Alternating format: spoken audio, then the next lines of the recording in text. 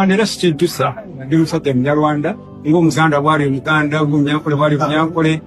Banyarwanda is one of the tribes in Uganda, so nange ndi one of those tribes. Just simple. So you are the national. Anedda sebo komaawo night shift kwe muli zokusabuli yebase tusimbule mu Uganda oli ne wabiranga ye musiru asembayo tosobola kumulimba nti waliwo tribe gye bayita Bannarwanda mu tribe za Uganda teriyo. Kala atoba ne Rwanda yennyini tewaliyo tribe gye bayita Bannarwanda. Kitegeeza mu nsi yonna tewaliwo tribe gye bayita Bannarwanda. E Rwanda waliyo tribe 3 ezimanyikiddwa: Bahutu, Batusi, Batwa. Teriyo tribe gye bayita Bannarwanda. Kigambo Bannarwanda kiri mu lulimi Luganda. Nga bw'oyinza nti Bannakenya. Okitegeera eyo si tribe nsi. Bannayuganda eyo si tribe nsi. Oba kitegedde Bannarwanda eyo si tribe nsi. Bannarwanda kitegeeza abantu b'e Rwanda, Abanyarwanda mu Luganda betuyita Abannarwanda. Abanakenya, Abakenya mu Luganda betuyita Abanakenya. Abe Uganda oba abantu b'e Uganda mu Luganda tubayita Bannayuganda. Era nze ndaba nnyo ebiwandiiko bingi oli n'agamba amannya Nalubowa Agnes, nationality Ugandani, tribe Rwanda. N'ogamba subhanallah ono alya mmere ki? Banayi Rwanda si tribe, Rwanda nsi. Kati omusajja wawa yewaddeko obujulizi n'agamba nze ndi Munyarwanda, si kyegaana era si kyevuma, and I'm proud to be a Munyarwanda. Nena amala n'akugatta obwongo n'agamba nti ndi Munnarwanda nga bw'olaba Omunnankole, nga bw'olaba Omusoga oba nga bw'olaba Omuganda. Nedda ssebo, Omunnankole eyo tribe, Omuganda tribe, Omusoga tribe, Omucholi tribe, Omulango tribe, Omunyarwanda aba munnansi w'e Rwanda. Temuddamu tubuzaabuza. Gwe naali gy'oli tokkiriza ne bakubuzaabuza. Omunnarwanda abeera munnansi ow'e Rwanda. Kyannaku nti ensi yaffe Uganda kakati efuuse ekiddukiro ekyaboonoonyi. Nkiddemu ggwanga Uganda lifuuse ekiddukiro ekya buli muntu yenna gwe wali owuliddeko mu nsi muno naye nga bw'avaayo akugamba nti ndi Munnayuganda. Kitalo nnyo, kitalo ddala. Ampuliriza nze Eke Master Kawandula Bigambo Promax emabega w'omuzindaalo. Lunaku olwaleero bingiko byetugenda okutunuulira, byetugenda okulaba, byetugenda okumanya. Wabula baminisita 3 bo bamaze dda okubeera nga bayisibwawo, ekyo mwakitegedde. Wabula ono yamaze dda okubeera nga yeetekamu akalippo. Jjukira tuzze tubategeeza ensonga ku musajja ono. Olunaku olwaleero waliwo bwino amawulire gano nga gavudde munda mu ggwanga erya Canada. Wuliriza, munda mu ggwanga lya Canada. Kyokka ng'oggyeko naago waliwo amawulire amalala agavudde munda mu ggwanga erya Amerika, gonna nga galumiriza ku basajja bano abamu abaafuuliddwa baminisita. Kyokka ate ng'onoomulala ye yamaze dda okubeera nga asuulibwa. Wadde nga bino bitambula bwe biti byonna okwetoolola eggwanga erya Uganda, tulina okusigala ku kintu kimu ekyokulwanirira ensi yaffe. Kino kitukyogera enkya n'eggulu, kubanga ebisoomooza bingi, ebituliko bingi, ebikyusiza ensi yaffe bingi. N'olw'ensonga eyo buli lw'otuula n'osirika n'obeera gy'oli, ensi yobeera ogisaddaase. Baganda baffe bali mu makomera n'okutuusa olunaku olwaleero nga gye bapookeza. Muganda wange Nikolai, ebigambo birungi si birungi munda mu ggwanga lya Uganda. Nkutegeezezza nti abasajja ensi okugimaamira, okugiwamba, kakati be baana baliwo. Njagala nkuwulira ebigambo bino, ampuliriza. Video nkusaba soko jimpere ekigalo, ompya nja kusaba osoko subscribinge mukutu gwa EKTV Media Uganda. Byetwolekedde byennyini abantu abava e Rwanda ne bayingira munda mu ggwanga erya Uganda bakukakasa nti Baganda, si Baganda sorry, nti Bannayuganda, nti Rwanda. Nga bw'olidde mwami muganga nti Rwanda yemu ku tribes munda mu ggwanga erya Uganda. Abanyarwanda nga bolaba nti Abaganda, Abasoga, Abagisu, Abakyoli, kati ono akugambye Abanyarwanda yemu ku tribe munda mu ggwanga erya Uganda. Mbadde sikirabangako mu nsi yonna. Nempulira nti Abaganda Bannakenya, nempulira nti Abaganda Banyarwanda, nti Abaganda Basudaani, oba nempulira nti Abasudaani Baganda Bannayuganda. Sikiwulirangako nti Abasudaani Bannayuganda, Abakenya Bannayuganda, wabula akugambye nti Abannarwanda ate Bannayuganda. Olwo abava e Rwanda ate be baki? Kakati nno bino byonna nga weebiri era nga bikyatambula bigenda mu maaso. General Kaguta Museveni ayolekedde akaseera akakazigizigi. Okusinziira ku mawulire galaga, waliwo amasimu agakubiddwa nga gava munda mu ggwanga erya Amerika, ng'amalala gakubwa nga gava munda mu ggwanga erya Canada. Kati njagala otulowulirize ebigambo. Waliwo essimu emu eyasoose ngenda kuwa bwino. Essimu eno nga yavudde munda mu ggwanga erya Canada, era nga essimu eno yategeezezza nti Canadian citizen has been appointed a minister in Uganda. A Canadian citizen has been appointed a minister in Uganda. Ogenda biraba byakuwulira. Kakati nno gano nga gazze nga bwe nkutegeezezza, nga gavudde munda nga bwe nkutegeezezza ne gatuuka munda mu ggwanga lya Uganda. Wabula bino byonna nga obitadde ku mabbali, waliwo okulya n'okkomba essowaani. Mwenna mujjukira omusajja amanyikiddwa nga Frank Gashumba bwe yavaayo n'atuuma Abanyarwanda basangibwa munda mu ggwanga erya Uganda abavandimwe. Kakati kino kyayongera okubeera nga kitanula emmeeme Bannayuganda bonna abategera ensonga ezigenda mu maaso mu nsi yaabwe. Munda mu ggwanga erya Uganda temulimu tribe emanyikiddwa nga bavandimwe, wabula mulimu abantu abayitibwa Abanyarwanda. Bano ojja basanga ku makubo nga batunda ebinyeebwa, ojja basanga mu offices amanene ddala, ojja basanga mu motoka ag'ebbeeyi. Kakati n'olunaku olw'eggulo omusajja amanyikiddwa nga Muganga ono amala okusuulibwa Parliament oluvannyuma lw'okubeera nga bakakasizza butereevu nti omusajja ono si Munnayuganda. Ebigambo byayogeddwa nga bingi nga birimu okukkuluma, okkuba emimiro n'okkolimira immigration ya Uganda. Frank Gashumba nga yakulembera. Era muganda yange Dr. Lawrence Muganga n'alondebwa okubeera State Minister wa Internal Affairs. Olira. Muganga bwe yalondebwa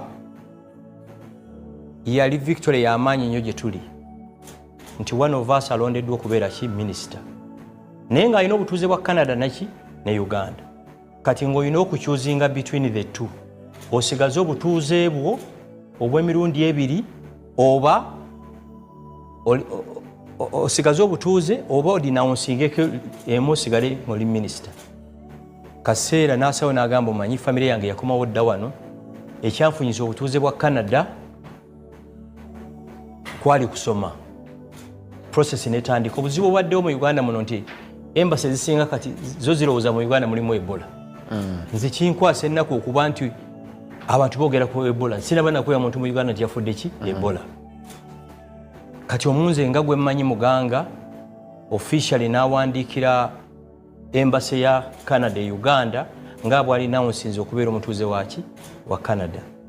N'ategeeza n'ekitongole kya Citizenship and Immigration Control Ministry of Internal Affairs. N'agenda mu Parliament.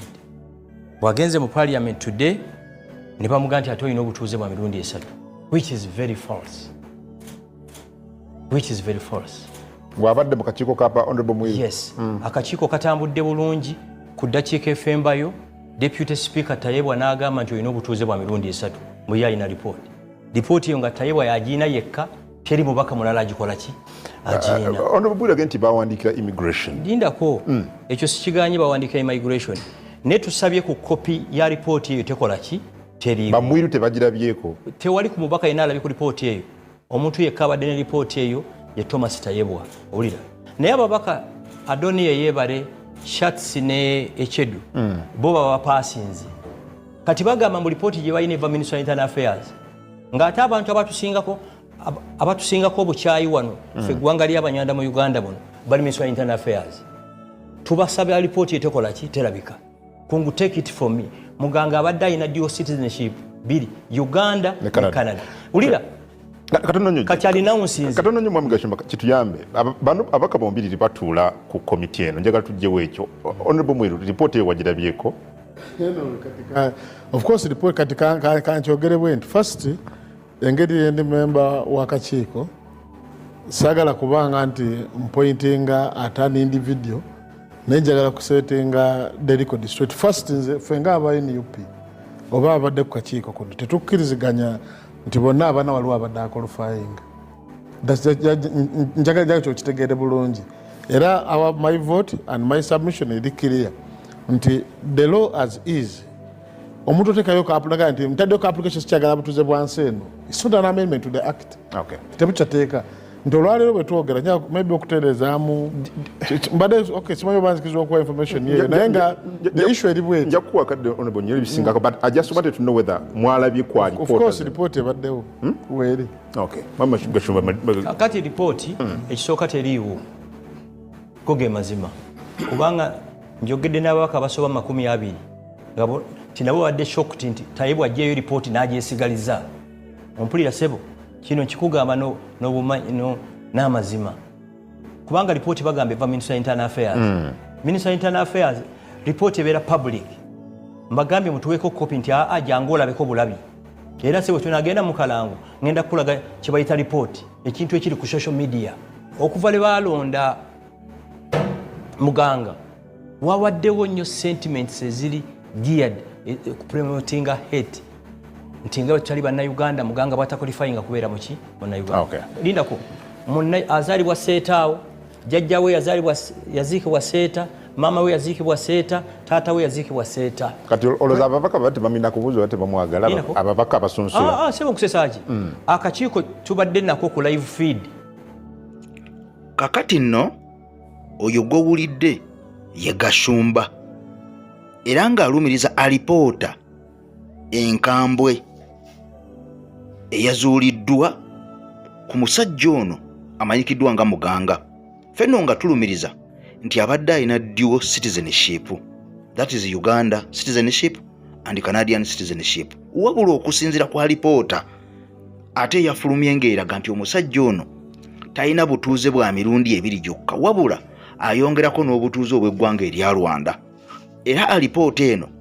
yasanguziddwa Deputy Speaker Honorable Thomas Tayebwa kino nga kyakakasiddwa bulungi nnyo era omusajja ono nafundikira ng'agobeddwa okusinziira ku ebyo ebigendererwa bye byabadde ayagala okubeera ng'afuuka minisita munda mu ggwanga erya Uganda owa Internal Affairs jjukira Ministry of Internal Affairs munda mu ggwanga erya Uganda yekwasaganya passport era yekwasaganya endangamuntu kakati bw'ogituuzamu omusajja ng'akugambye I am a Munyarwanda and I don't regret okitegedde nti ndi Munyarwanda era sejjusa kiba kyongera okukakasa nti ono buli Munyarwanda yenna ali munda mu ggwanga erya Uganda kitegeeza agenda kufuna passport eya Uganda agenda kufuna national ID eya Uganda ng'omusajja oyo amaze okubeera ng'atuula mu ntebe kakati nno bino byonna nga bitambula bwe biti nakutegeeza ku alipoota enkambwe eyafulumye eyakakasizza nti omusajja ono alina obutuuze bwa mirundi 3 munda mu ggwanga erya Uganda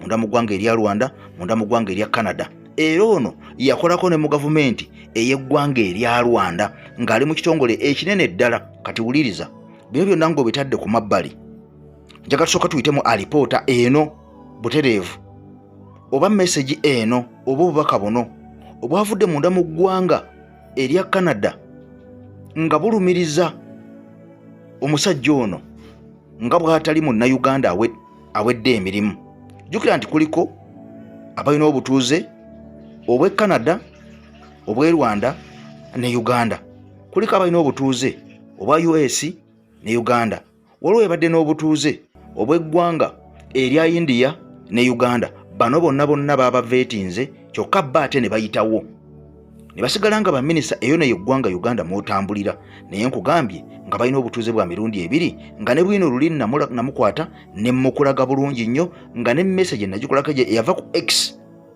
yali etweetingiddwa Kakwenza Lukira Basajja eyali ekwata ku bantu bano bonna obutuuze bwabwe obw'emirundi egisukka mu gumu nga constitution munda mu ggwanga erya Uganda kino tekikkiririzaako ddala omuntu alina constitution alina obutuuze obusukka omulundi ogumu tasobola kutuula mu ofiisi y'amaanyi. Kati njagala owuliriza ebigambo bino ogenda kutya abasajja balina bwino. Mugango bayamanya nakonge tukola etteeka lino nti yagenda okusooka okubeera casualty waayo. He is an agent of a foreigner mu Canada. Ebye Canada bimukwatako nnyo. Kati ye yamanyi nga Canada yalwanye ne Uganda oba abakusaidi ki.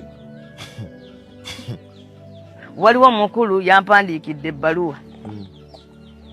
Yamba nkuwandiikidde ebbaluwa ng'omubaka wange owa palamenti nga njagala otwale ebigambo bino byemmanyi era byeninako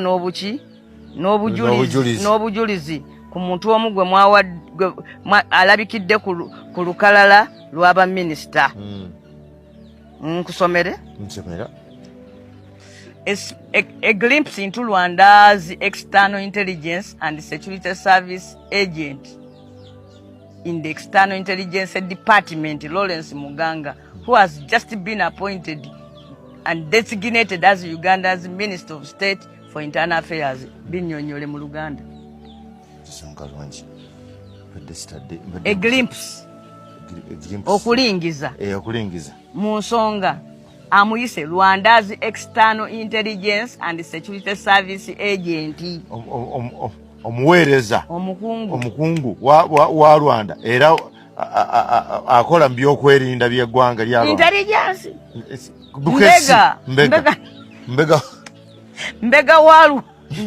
Mbega wa Rwanda eyalondeddwa okubeera designated kwe kuba nti bakutaddewo yateereddwa okakasibwe. Clarified agamba nti wakati w'omwaka 2003 okugenda mu 2010 omukulu Paulo Kagame yalonda Muganga okubeera omukungu mu gavumenti ye owaki Ombega. Era mbufunza agamba nti wakati wa March 2007 ne 2010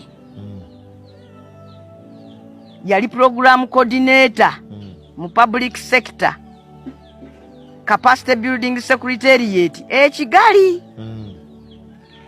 senior fellow and coordinator of strategy and competitiveness Rwanda Institute of Administration mu mwaka 2010, senior fellow and coordinator of strategy and competitiveness Rwanda Institute of Public Administration mu 2010. 2021 Dr. David Himbara, a critic of Paulo Kagame, noted yagamba bwati my relationship with Lawrence Muganga began in the early 2000 when I worked for the government of Rwanda. Then a younger man, Lawrence Muganga, approached me and demanded that I mentor him. Not only did I agree to do so, I was soon his chairman. Muganga worked for the World Bank-funded Human and Institutional Development Agency, HIDA, and I was its chairman. But after I realized that Paulo Kagame and his to the core, I fled to South Africa. Just in the South Africa, now natuweereza buli MP. Tibanange mulabe. Oyo nze nga nkolera Kagame. Ekize si muntu. Nze nga nze chairman nga ye mukozi wansi wange. It should be noted that HIDA operated directly ebirala kaneme byogera alebula omukulu alebula waliwo byayogera ebitali bya buntu bulamu naye okutwaliza awamu ebyo byayogera kuki ku mukulu. Waliwo n'omuzungu gwe nalabye muzungu ng'agamba nti nze ndi mu Canada, nze omu ku bakulu b'e Canada eno ndabye munnansi waffe nti wama mu muwadde obwa minisita. Salamu alaikum. Ajati nakalembe omusemi w'edduwa. Bw'oba wenyiye embeera embi yankusomere ku dduwa. Abali ebweru mirimu giganye papula zeesibye kino kyekyoto kwesabira omukisa kobe ng'odiriddawa wali wekusabira n'ofuna emikisa. Ky'oba olaba ng'abirira ebinyonyi ebitalina kyakulya naawe ate alina mulimu jangu kusomere ku dduwa ofuna omukisa. Eno ennyanja kwesira buli kimu ekisira ne kiba kikujjudde nekikasuka mu nnyanja nekikunta nekigenda. Nze Hajati Nakalembe kambawo ennamba yange yeeno 0752 temuddeeyo nemwebakira ebizibu mukoye ku nnamba yange eno. Bino byonna nga weebiri Hajati Nakalembe omusomi w'edduwa tetumwerabira, nkugambye tutambula naye buli lukya. Kati Dr. Lawrence Muganga akugambye alina triple citizenship. Triple citizenship. Nkugambye nti wewe mutuuze w'e Rwanda, mutuuze w'e Canada, mutuuze wa Uganda. Triple citizenship. Wadde nga bali abalala babadde balina dual era nga bayisiddwawo, wabula ate amawulire agamu galaga nti omusajja ono Dr. Lawrence Muganga wadde abadde awereddwa obwa minisita, wabula munda mu ggwanga erya Uganda yajjamu ng'alina mission, era okusinziira ku bwino alaga nti omusajja ono yajjanga envoy oba mbega spy, wuliriza, okuva e Rwanda najja okubega munda mu ggwanga erya Uganda. Waliwo abantu abafuna obutuuze mu mawanga amalala ne bakonsideringibwa ng'abatuuze, nga bw'olaba omusajja eyamanyikkiddwa nga Barack Obama. Yali musajja munna Kenya naye yadinawunsinga oba bakadde be badinawunsinga okubeera nga banna Kenya ne basalawo ne bafiira Abamerika. Era ono yafulibwako ne pulezidenti w'eggwanga erya Amerika, era ffenna saga atwerabire ono mu kutuuka okuggyako pulezidenti w'eggwanga erya Libya Kano Muhammad El Gaddafi yali pulezidenti w'eggwanga erya Amerika. Abantu bangi Arnold Schwarzenegger mutuuze munda mu ggwanga erya Amerika, wabula ng'ate musajja mu Russia. Naye nkugambye nti bino byonna bigoberera mitendera. Tosobola kubeera ate go ng'olina triple citizenship, oli muna Uganda, oli muna Rwanda, oli mu Canada, ate n'ofuuka minisita. Tekisoboka. Kati bino byonna bijja nga waliwo ekyagala okubeera nga kikolebwa, wabula nga kiva mabega nga mmwe temukimanyi. Nabategeeza kye tuyita dynasty eya Tusi dynasty eyali etegekeddwa master plan ey'emyaka egisukka 50 ng'ejja epangibwa, ng'abasajja bano balina okumaamira eggwanga erya Uganda, eggwanga erya Congo, eggwanga erya Burundi n'amawanga amalala nga South Sudan nga baagala okulingizaayo. Jjukira nti bano buli we balaga baagala bafuuke bannannyini, nga be balina obuyinza, nga be bafuga, nga be bakulembera eggwanga eryo. Njagala nsooke nkutwaleko ewa Kafulu ku nsonga zino mukwano gwange ampuliriza. Bino byonna bye nkugamba biruke, bipulaninge, bipange nga si bya leero, wabula nga biviiridde ddala mabega nga bw'owulira, bw'ogenda okulaba, bw'ogenda okutegeera ebigambo biibino. Ensi ezo zikirimaanyi ne zijja nga zaagala okubeera nga ze zifuga Uganda olw'ebyo ebintu bye zaali zaagalamu. Kati waliwo be twali tuyita ba collaborators ba Apollo Kaggwa, era bamutuuma Sir Apollo Kaggwa, Stesalas Mugwanya, Zakariya, baani ne baani. Ebo abantu abakolagananga n'abafuzi b'amatwale. Kabaka Mwanga yagugulana nnyo n'abafuzi b'amatwale abo, era ne batuuka okumugamba nti ali ebisiyaka, olw'okuba nti baayagala okumuggyawo. Ne banoonya omwana we n'ababula. Mukazi wa Mwanga yatuukanga kwambala nga basajja. Kabaka Mwanga yeesiga nnyo abavubuka abagita abo bonna ng'abeera nabo, era baamukuumanga nnyo. Akakasajja ako ka Apollo Kaggwa tebakakkiriza naye ne kaloopa mu bazungu nti Mwanga atadde abayaayi mu lubiri tugende tubagobeyo. Kitegeera. So obuzibu ne bujja. Bungereza eyatufuganga colonial master waffe yasanga nnyo obuzibu mu Buganda. Yafuna lot of resistance from Buganda Kingdom. Muteesa naye najja n'abafuukira ekizibu. Era mulaba 1953 Kabaka crisis, Abaganda beekalakaasa bamuzze. Mugema agezaako okukwatagana n'Obote ateekeko kabaka omupya, byonna ne bikola ki? Ne bigaana. Abazungu bano cut the story short, 1961 Lancaster Conference, ebibiina by'obufuzi ebyenjawulo DP, UPC, KY, Kingdoms nga Tooro, Bunyoro, Busoga, Ankole, Buganda zaakuŋŋaanira Lancaster nga batema empenda Independent Uganda egenda kubeera etya. Buganda bwe baba bali e Lancaster ne babuuza Abanyarwanda bano bo mugenda bateekawa mu Independent Uganda. That was year 1961. Omungereza n'agamba nti Abanyarwanda abaasangibwa mu Uganda mu 1926 bayitibwe Abannayuganda kubanga tubakozesa colonial plantations zaffe mu Buganda ne mu bikajjo ebisoga. Bayitibwe Abannayuganda naye nga si tribe. Tubateeke mu ba others nga woolaba Abatwa, Abayindi, Abanyarwanda. Okay. Era ne bababuuza lwaki bo temubawadde tribe kubanga ne mu Buganda gye bali ekika ky'ente n'ekika ky'empologoma, era baali bataddewo embeera nti nabo bavengamu kabaka. Ne babagamba bwe mwali mujja temwajja na mulangira era temusobola vaamu kabaka, mwebali mu Buganda. Ne wano Abanyarwanda Omungereza kyava taalifuula Kabira mu Uganda nti Abanyarwanda baayina obwakabaka bwabwe e Rwanda obwatandikibwawo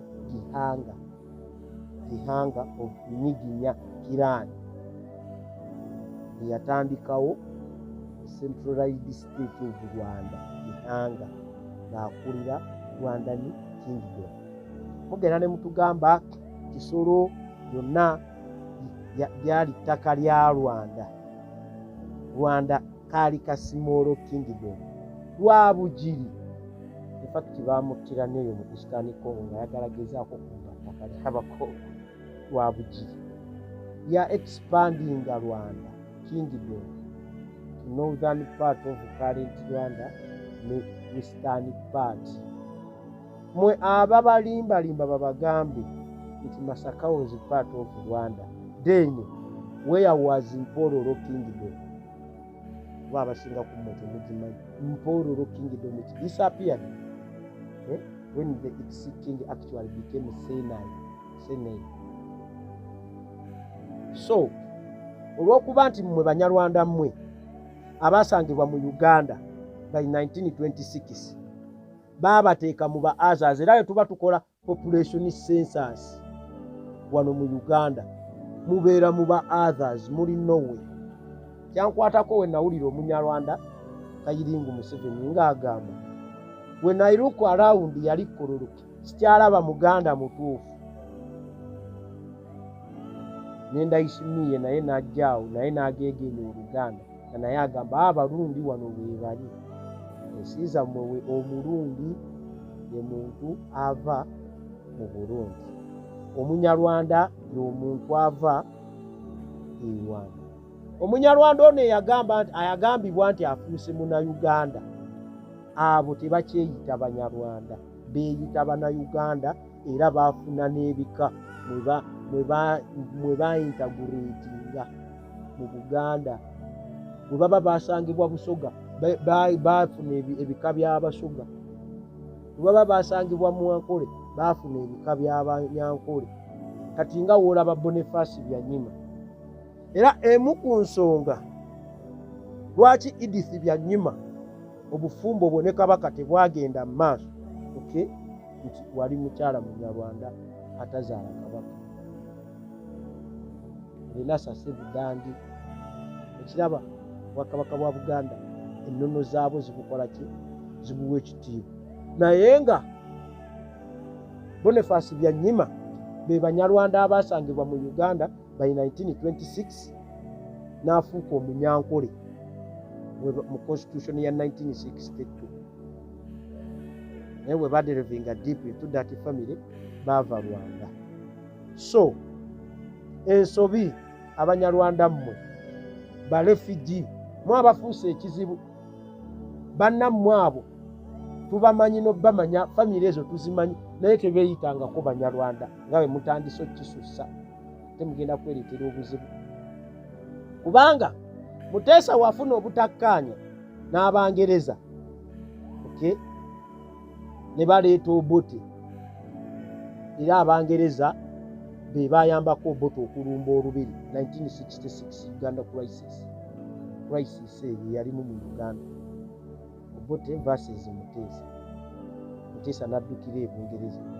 Abangereza ne bamugamba denounce violence recognizing Obote nga president. Muteesa n'agamba Abaganda mukuume emirembe era bamuttira eyo Bungereza. Obote waabafuukira ekizibu ne bamuggyako ne baleeta Amini. Okay? Amini n'abafuukira ekizibu naye ne bamuggyako Bangereza n'Abayisirayiri. Bungereza weeyavuwala Omumerika agigamba after the Second World War ya wensi independence yazo tukubeiringe out tukuwe sente the Marshall Aid Plan. Bungereza bwetyo bwetunda amatwale gayo eri Army.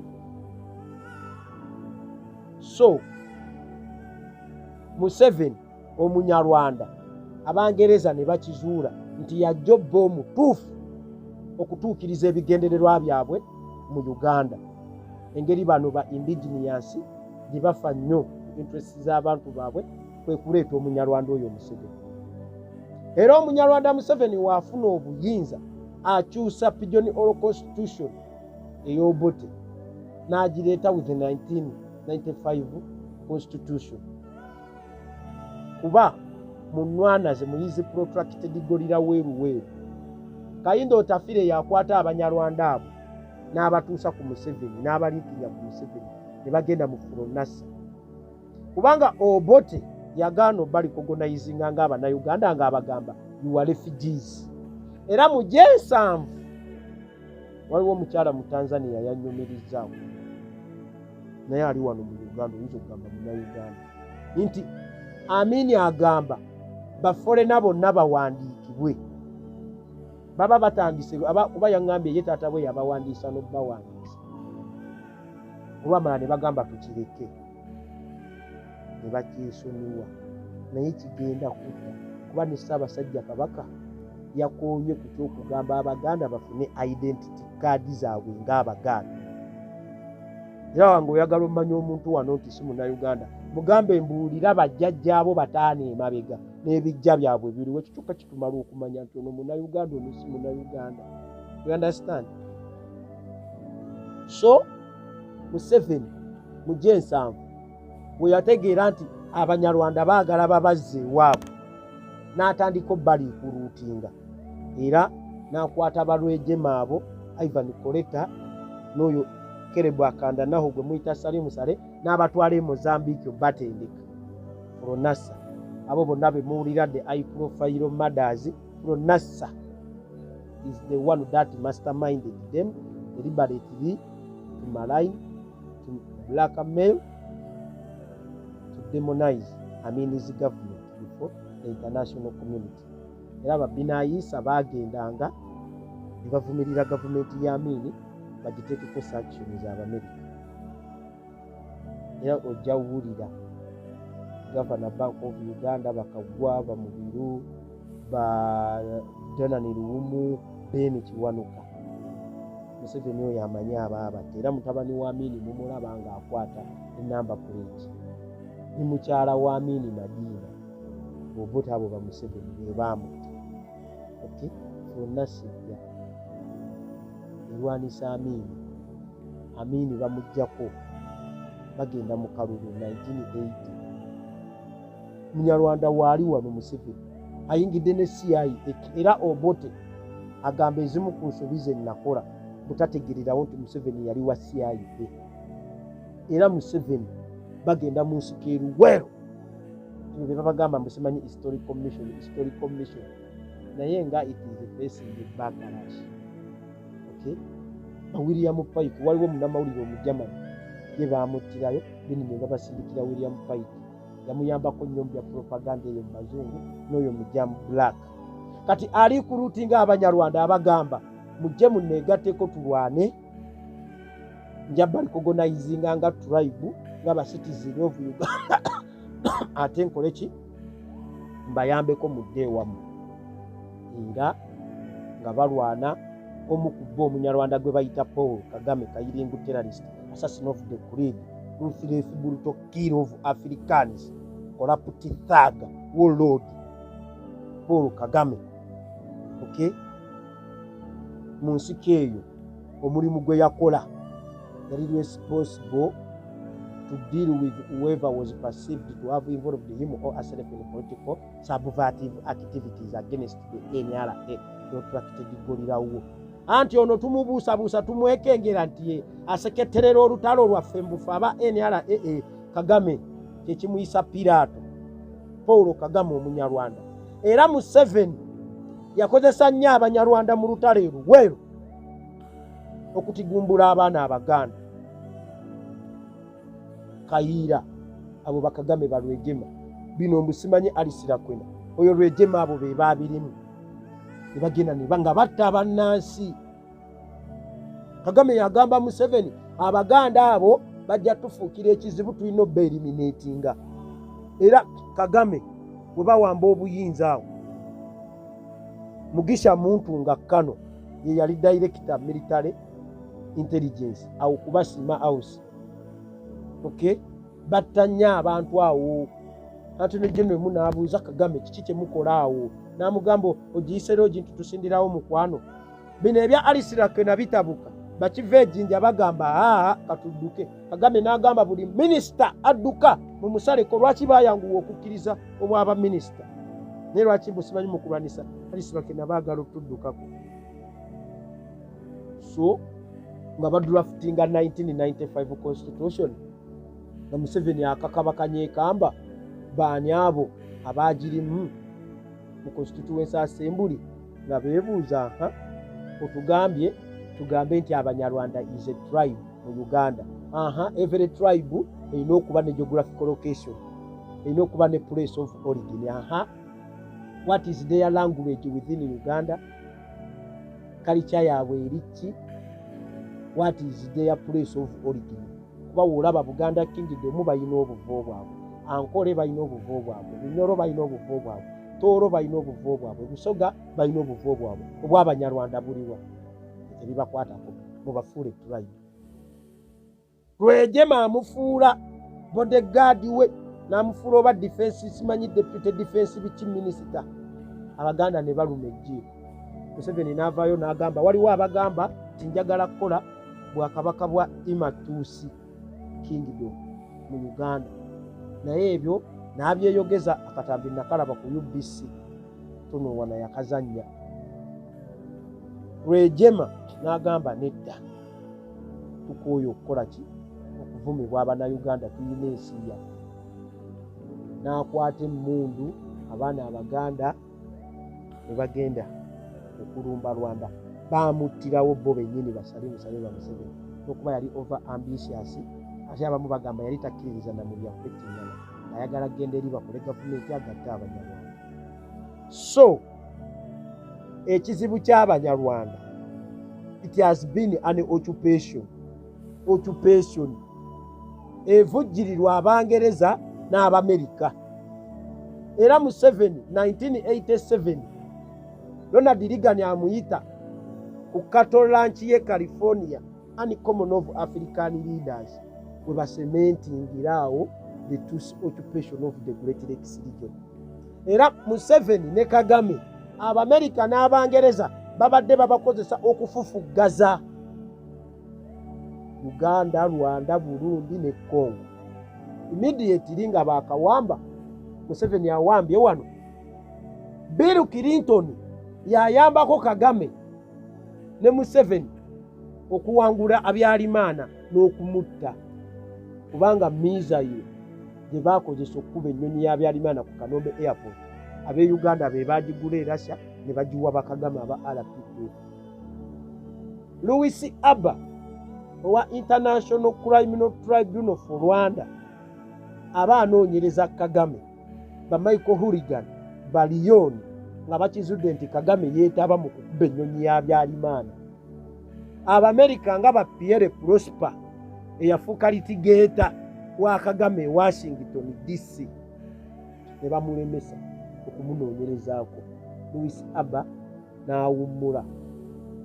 Kala de la Ponte ajja ng'akozesa evidence Michael Hooligan gye yamuwa. Okay? Ategeka okwindayitinga Kagame awo mu 2003. Abamerika mikwano gya Kagame n'Abangereza tebamukkiriza.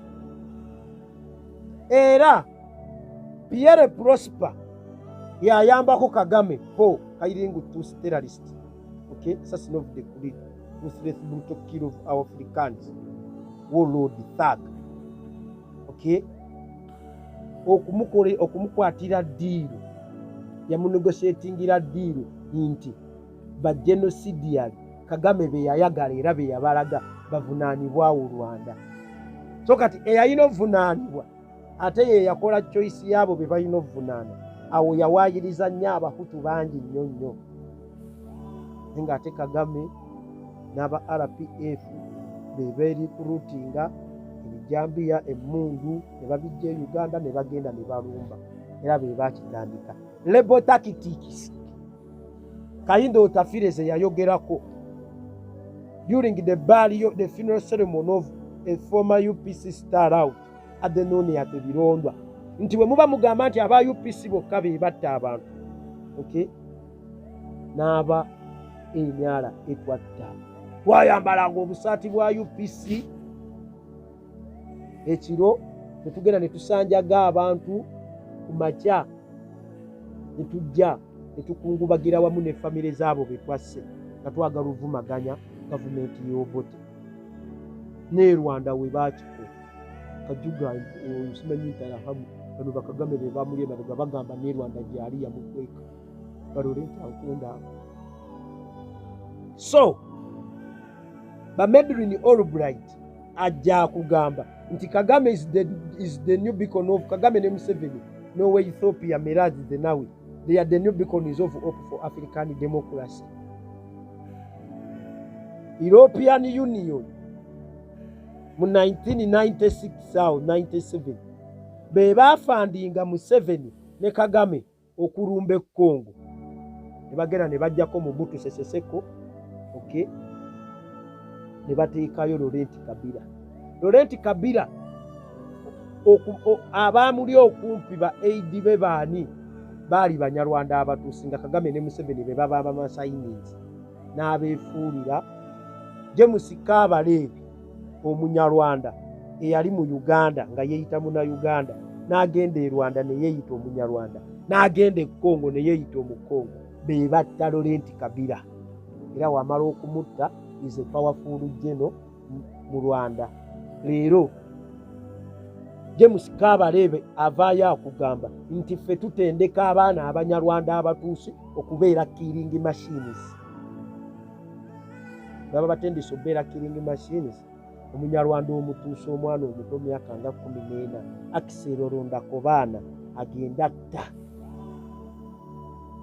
abaana 10 Abangereza abato abagamba kaaba naye yasukka mu 10 Bungereza yanyiiga. Jukira twatandise nkugamba it's an occupation abatuusi bano it has been an occupation facilitating evujjirirwa ensimbi ewagirwa Abangereza n'Abamerika. Ladies and gentlemen, occupation is at the verge of falling anytime from now. Akiserolunda ku baana James Kabarebe bamutaddeko sanctions America. Okuleeta ba immigrants okuva e Bungereza baakisazaamu olw'eyembeera kasita baakizuula nti abantu be babadde bavujjirira batemu bayiga obutemu batemudde nnyo abaki abantu. Oyina omusajja Omunyarwanda omutuusi yatuuka ata mu Uganda nti bamuzaalire e Masaka bamuzaalire e Mukono Lawrence Muganga nti bamuzaalira emukono. Ate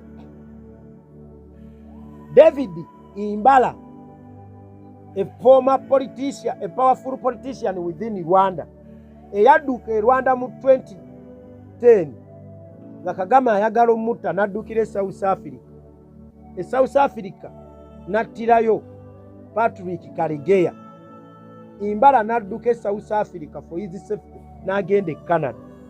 Naye we yali akyabeera e Rwanda akugamba yakolanga ne Lawrence Muganga e Rwanda 2003 nga Lawrence Muganga Munyarwanda n'amumentalinga mu programu gye bayita IRUDA, Humanitarian Simanyi Development Biki Agency, nga yali ya World Bank naye under the presence of Rwanda, managed and also supervised by the Rwandan presidency. Kagame, Lawrence Muganga, okay, nga Munyarwanda, citizen wa Rwanda. Imbala abaali e Canada agenda okulaba nga ate Lawrence Muganga yawuuyo yatuuse ali kusoma doctorate era citizen wa Canada. In fact ye yamulabula mbuno mulabula n'amugamba nti ataache we Rwanda wane Canada nowe USA baagala kukutta.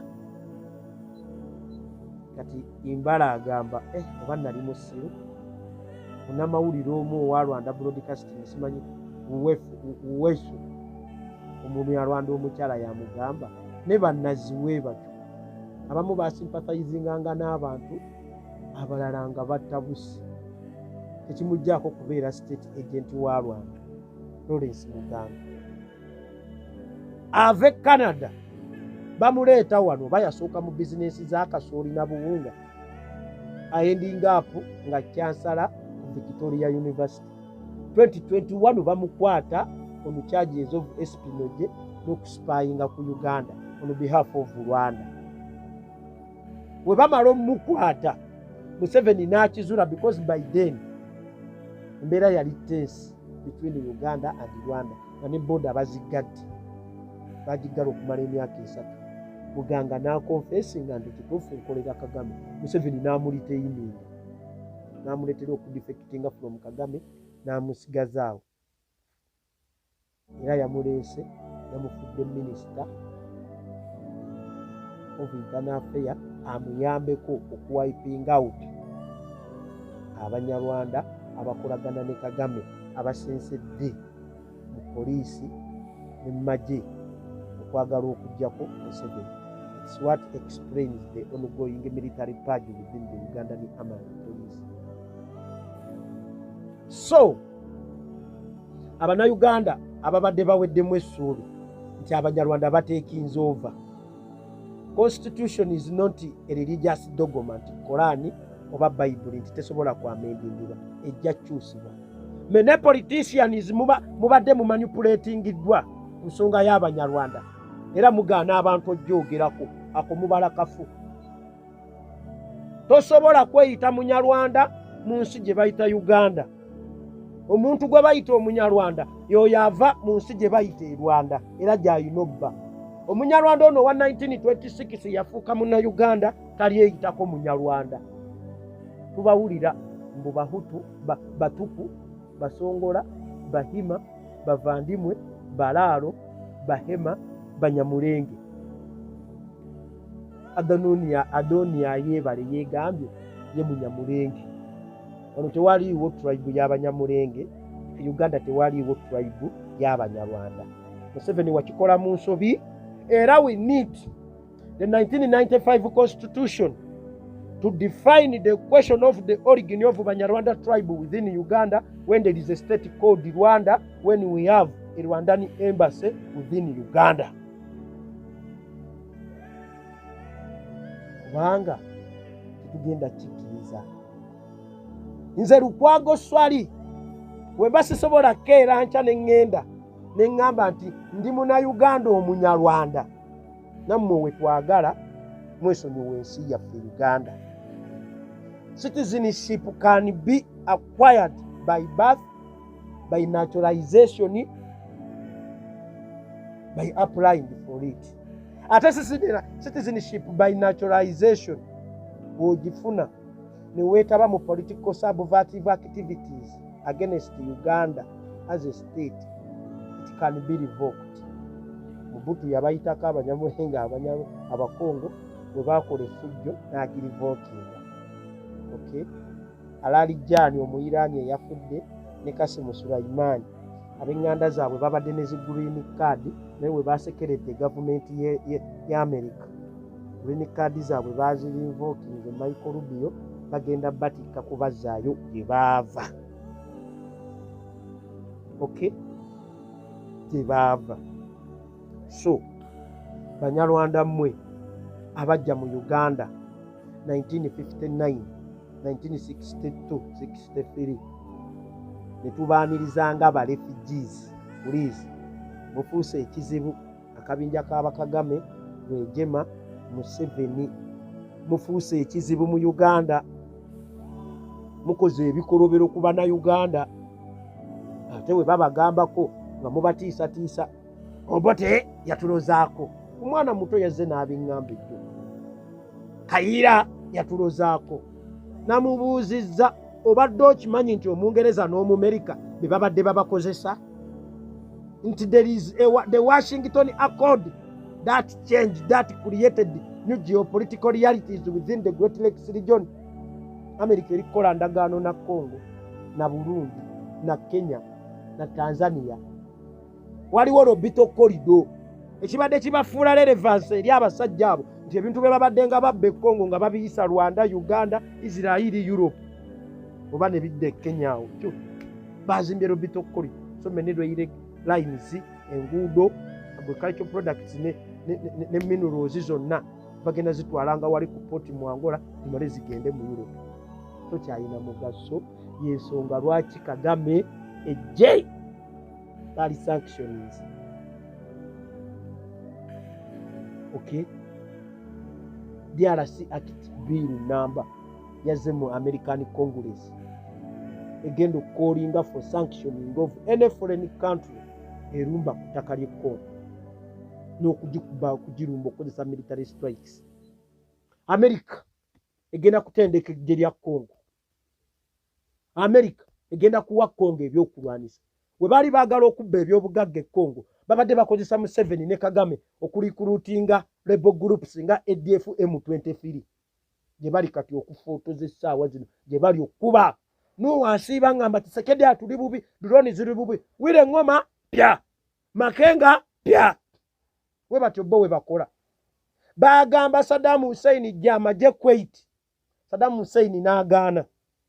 Bamutuga kuyididde. Bagambye Kagame ne Museveni mu jama je. Museveni ayina endagaano ze yagenzeemu ne Congo nga zikubirizibwa Bufalansa olwa interests za French oil major Total Energies along the Albertarian Rift. Naye nkyazisoma kuba agenda sigalayo in the disguise of fighting ADF etaliyo. So mwe baana mmwe abadda ku media ne mwewaana nti ffe tuli Banyarwanda, our tribe is Banyarwanda within Uganda. Eyo mukola nsobi, ebintu bigenda kyuka essaawa yonna. Baganda baffe be tumanya Abanyarwanda be abaafuuka ffe Abannayuganda era they call themselves Ugandans. Tubamanyi era we live in harmony with them. Tori musangako mugenze in government key positions mu kifo ky'okulaakulanya Uganda. Rwanda is developing at the expense of Ugandan taxpayers' money. No sanga Jaka Nziza, a powerful general in Rwanda. Okay? Aina Muganda we cousin Kari Kayihura Uganda. Eno Kayihura yete yeita Munyarwanda yeita Mufumbira. Yes. Oyo Gashumba kenyini Eriki oyo Simanyani Kanyehamba ya Mugamba, you are not a Munyarwanda, please call yourself a Mufumbira, because Abafumbira era Abangereza abo be babagirawo. Those are the others. We have 5 kingdoms ezakola independent Uganda. and other subgroups. Okay, Abakedi, Abagisu, Abachori, Lango, Sebeyi. Okay, negwe nodira Kingdom 5 okufura 15 groups ezakola independent Uganda, otandika okufira abantu mu 2019 yawo we bataddeko n'abo abalwenzululu. Okay, otandika okugamba abantu nti Uganda erina amawanga, mu Uganda has 54 tribes. Ozijjawa obo Museveni yabukoze okwagala okuwa relevance Kabila ye gyayagala okukola wano mu Uganda ey'Abanyarwanda. Baagadde okufontoza nkole kingdom ne bagenda ne bateekawo bukirasi mbw abayiru mbw abahima. Abanyankole be bayita abayiru. Museveni olw'okuba balije yagano muri cognizinga Sam Kahamba Kuteesa when he was campaigning yagambanga Abanyankole nti Museveni Munyarwanda, era Museveni teyafuna wadde akalulu. Kuteesa ye yamuwangula. Museveni n'asala amagezi n'akwata mutabani we awase mu famire ya Kuteesa mbu bakole Oluganda. Ne Kuteesa kwennyini unfortunately be Banyarwanda abasangibwa mu Uganda by 1926 ne bafuuka Abanyankole. Katu beefing up byembadde mbagamba Sam Kahamba Kuteesa. Okay, uyu Kale Kayihura taata we yali mba 7 henga Abanyarwanda naye Kale Kayihura bo bagamba akatufuuke bano ba azaza abafumbira. Abafumbira mulimu Abahutu, Abatwa n'Abatuusi. Nete toli basangako nga beeyita Abanyarwanda. Mulekerawo okutujooga. Ekongo bali kubafufutaza. Ffe wano tetukkiririza mu kwekuba oba mu kwetemaatema. Naye tujja kukola ekisoboka ekizibu ekyo. N'olaba oli nze Ssaabavandimwe, why are you camouflaging? Go apply for Ugandan citizenship. Weyite muna Uganda. Mulekerawo okweyita Abanyarwanda nga waliwo ensi gye bayita Rwanda. Mugenda kuleetera abantu ebizibu. Ate we babagambako nti oyo asosola mu mawanga. Kusosola mu mawanga kyoko. Mutuuse ne ku level erigamba nti okweyita Omuganda kikyamu. Muli basiru. Uganda yali weeri.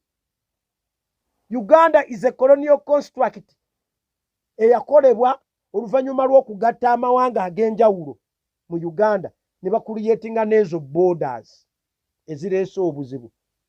Abasaamya abamu ne basigala e Kenya. Abanyola abasinga bali Congo. Abanyola abasinga bali Congo. Naye toli basangako nga beeyita Bannayuganda mu Congo. Mulekerawo okwesiriwaza. Oyina abasaamya agula awooli wali. Muganda we yali vice president nga ye minister e Uganda. Muganda we vice president e Kenya. Nga tobalabangako nga bakola mmwe Banyarwanda mmwe. Mbu fe baatuleka eno lwaki? Mwagala kuwamba.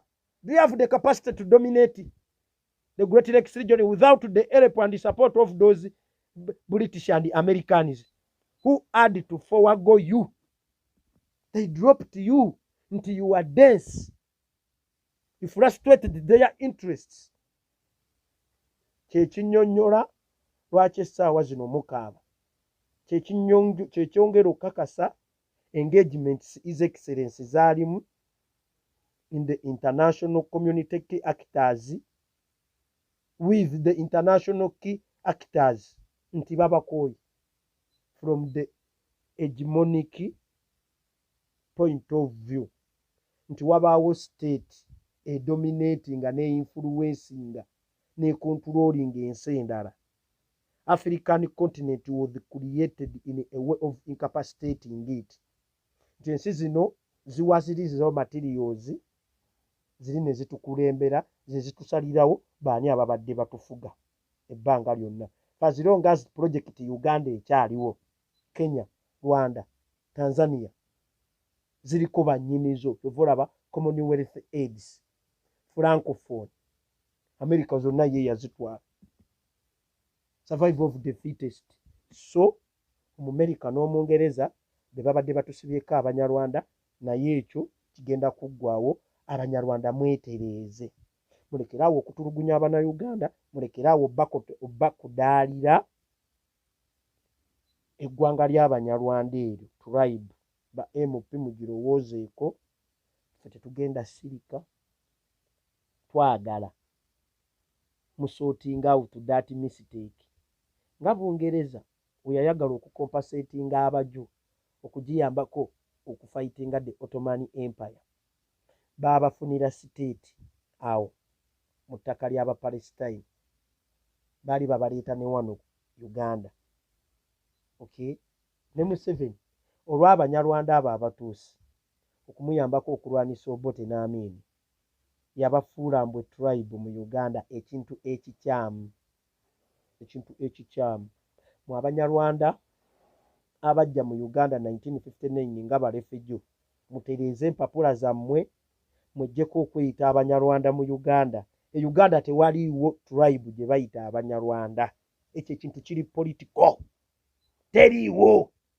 Tujja kujjayo 1962 constitution etulambike tribe ki ezaakola Uganda oba kimwagala.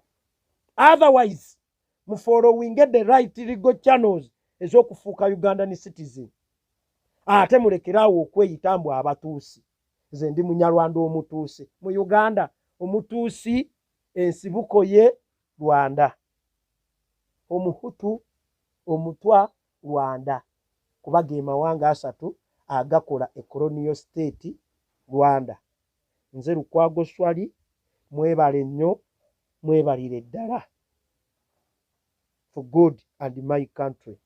God bless Uganda. God bless Uganda.